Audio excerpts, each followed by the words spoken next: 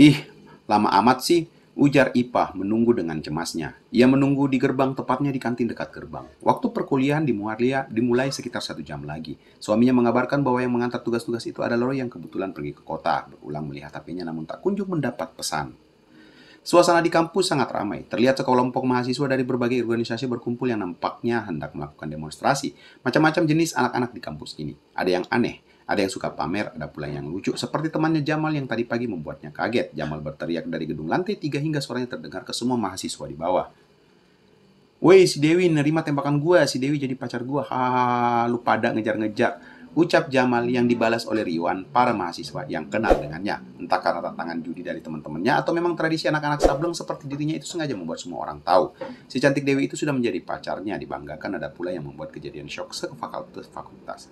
Kabarnya seorang ikhwan yang menjadi pacarnya berkunjung ke kosannya. Sontak membuat semua mahasiswa mesem-mesem geli. Semua memang tidak menentukan. Ada juga lelaki yang sirik bilang, kenapa nggak gua aja yang... Beruntung banget tuh Ikhwan. Memang wanita bercadar itu termasuk cantik. Apa pula ini semua? Ujar Ustazah lagi dalam hati. Kenapa di kampus ini banyak orang-orang aneh-aneh? Terutama di fakultas hukum yang sedang ia jalani sekarang. Orang-orangnya macam-macam. Tapi ia tidak terlalu memperhatikan kegilaan-kegilaannya di sini. Ia hanya fokus kuliah, segera menyelesaikannya.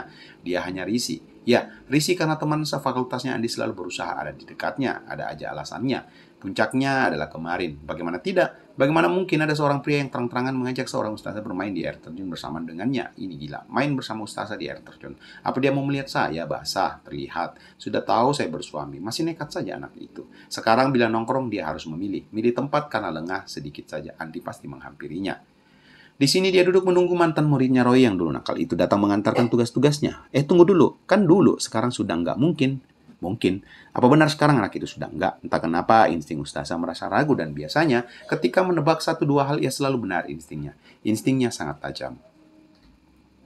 Setajam matanya, ia merasakan Roy masih bandel seperti dulu, meski bandel dalam hal yang lain pikirnya. Ia sudah banyak membantu Aini dan Vian, juga sikapnya yang terlihat tenang dijaga selama ini. Tak kenapa dirinya pernah langsung belak-belakan di depan Roy ketika mengobrol dengannya. Di belakang panggung itu ketika ada pentas santri. Ia terbuka terhadap Roy tentang dirinya, tentang suaminya, juga tentang Andi. Roy tahu bahwa suaminya curiga ke Andi. Curiga namun tak melakukan apa-apa. Membuat Ustazah jenih jengah. Mengingat Andri yang berani datang ke rumahnya.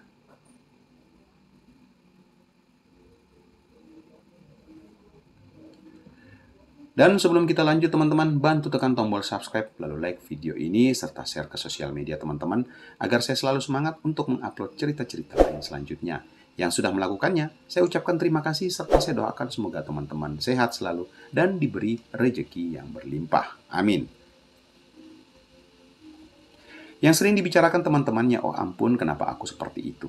Juga memberinya solusi, di luar dugaan Roy lebih dewasa dari umurnya. Itu juga yang membuat nyaman. Namun sekarang Roy tahu dan sadar kalau memang di atas rata-rata, terutama nickname Ito itu. Roy lebih sering melihat dua gadis yang besar itu. Kadang malu ia tahu suaminya pernah menasihati Roy tentang seorang pria sejati, namun saat suaminya menasihati pria sejati itu, mata Roy malah melihatnya seakan ingin. Dan ya, sebelum teman-teman kita akhiri video ini, kita lanjutkan video ini, ada beberapa teman-teman yang bertanya, Om, kenapa sih selalu minta saweran? Jawaban saya adalah, ya coba aja lihat teman-teman.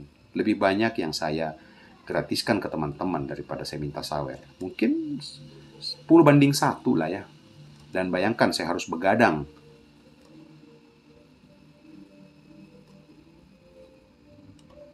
Dan saya juga harus memberikan teman-teman bacaan yang banyak.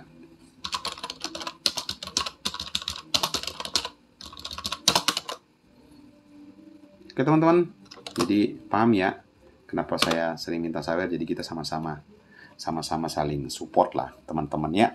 Oke, mari kita lanjut. Juga memberinya solusi dugaan Roy.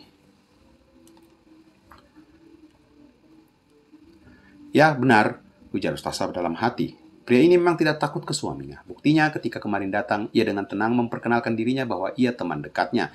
Ia terlihat senang. Ia berpikir mungkin bisa tertarik dengannya. Melihat sang suami yang berpenampilan terlihat cupu itu, dia juga terang-terangan mengajak dirinya pergi ke air terjun di depan suaminya sendiri.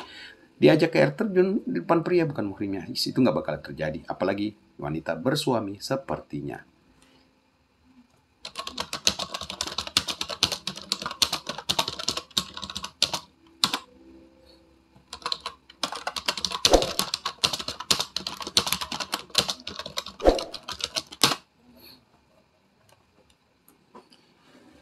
Jadi intinya begitu, jauhkan pikiran itu di benaknya. Apa yang dipikirkan anak ini sampai ia berani berpikir seperti itu? Ucap Ustazah dalam hati. Ia sering berpikir seperti itu bila didekati Andi. Apa ini salahnya sendiri? Terlalu ramah dengan semua orang. Memang sekali dua kali Ustazah sering berperilaku manja di depan Andi.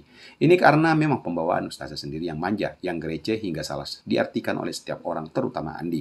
Temannya pernah bilang, "Hei, kamu apain itu si Andi? Sampai kayak orang mimisan gitu." Sering Ipah tak menghiraukannya karena bila dihiraukan bisa bahaya nantinya. Pak Ustadz ngajar makanya murid aku yang antar, ujarnya menjawab. Sebuah pesan muncul di HP-nya. Ustazah tersenyum. Itu adalah gambar DP dari pria yang ia kenal, Roy. Ustazah, aku baru sampai kota, sebentar lagi aku sampai kampus. Senangnya mendapat pesan seperti ini. Sebentar lagi dia jadi presentasi. Aku di kantin gerbang Roy, kabari bila udah dateng. Siap Ustazah. Selama duduk itu, Andi banyak bercerita tentang reaksinya kemarin di air terjun. Ia terpesona dengan lokasi itu sampai ingin datang lagi ke sana. Ustazah bercerita, muridnya yang bernama Roy yang akan datang itu ingin membangun sebuah penginapan di sana. Andi tak percaya. Ia pun bilang, berarti dia bukan orang sembarangan dong. Bukan orang sembarangan gimana? Darah biru, maksudnya hanya orang kaya yang kepikiran buat penginapan seperti itu.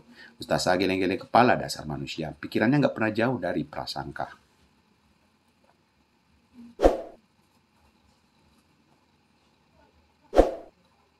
Kamu itu ndi, orang itu mana ada sih yang sembarangan? Semua orang itu nggak sembarangan. Hanya kemauan yang membedakan. Murid aku juga nggak gampang merencanakan ini. Cuma aja kemauannya yang tinggi, ujar Ustazah bijak. Andi merasa malu dengan jawaban temannya ini. Benar juga Ustazah ini. Terus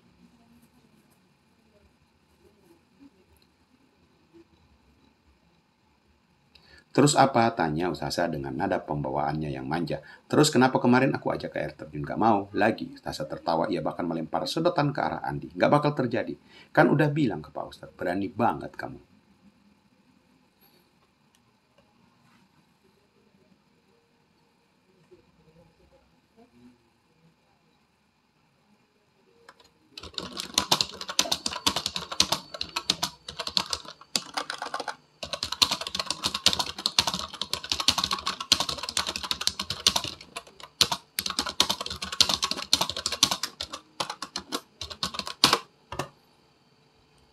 Sorry ya teman-temannya, sebelum kita akhiri video ini, saya minta mohon dengan teman-teman bantu subscribe channel ini serta like video ini serta share ke sosial media teman-teman agar saya semangat untuk mengupload cerita-cerita lain selanjutnya.